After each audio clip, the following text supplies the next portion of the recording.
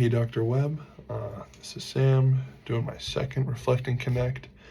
This chapter was titled Beginning String Class Instruction, pages 33 to 59, and this chapter kind of jumps into, beginning strategies and like approaching how to start teaching different topics for the beginning string orchestra.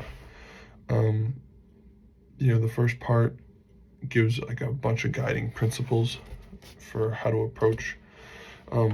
First and second year string classes lay the foundation for your students' future playing. So it's really important to make sure that the skills are taught in the correct way so that, additional instruction isn't needed down the line to fix bad habits. And it really says that you should spend most of your time teaching and reviewing the beginning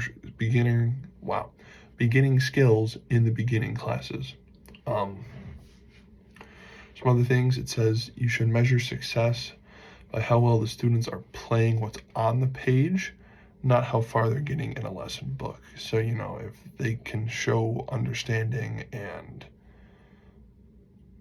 like that they know what topics are being covered, not like how far they get in whatever method book you're using.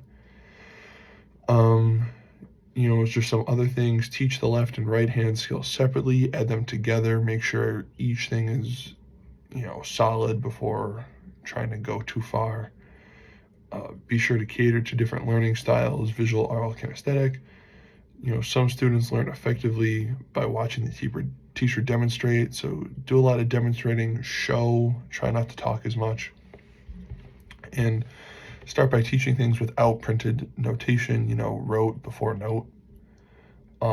Goes on, kind of talk about setup. It shows a seating configuration. It's what we're doing in class. Each instrument gets its own row, plenty of room with aisles in between so that way you can walk up and down. Next, it had a section talking about kind of reasonable goals to achieve for your first and second year class. For bowing, a couple things: good hand shape, string crossings, bow parallel to the bridge, beginning bow strokes, slurs, stuff like that.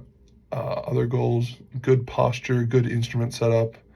Those things are really important, making sure that everything is going for the student before you try and move on. That's like one of the teacher elements on that PDF that you gave us that I think is kind of important.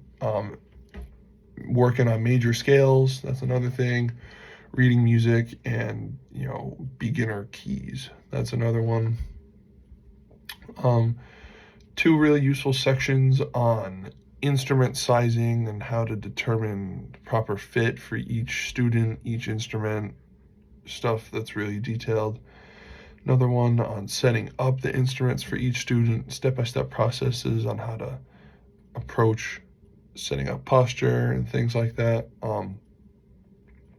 I thought that section was useful because it's good to just read different steps, like on how to set up each instrument specifically as like a refresher.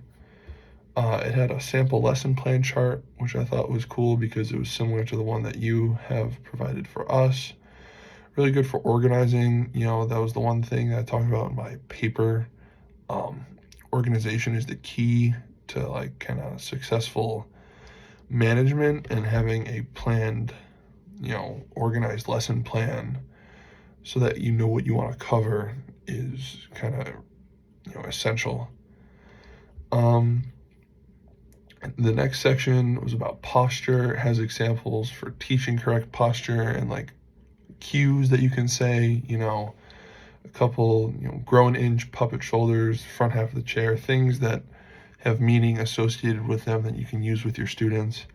There's more specific and strategies and cues for each instrument, like stuff specifically for violin, viola, cello, bass, etc. It has guidelines and explanations on teaching left hand shape. There's photo diagrams and lists on how to go about doing that. Same thing for pizzicato. It has steps that you can, go with. Start in guitar position, develop left hand separately, add right hand pizzicato after. Then there's a guide for teaching finger placement, and just to kind of summarize everything, the topic or the chapter mainly covered topics like setting up each student on each instrument, how to teach posture, left hand shape, beginning fingerings, pizzicato, and stressing the importance of developing good habits with all these techniques, so that way you don't have to spend time fixing bad habits in the future. The majority of time in class should be spent working on those skills.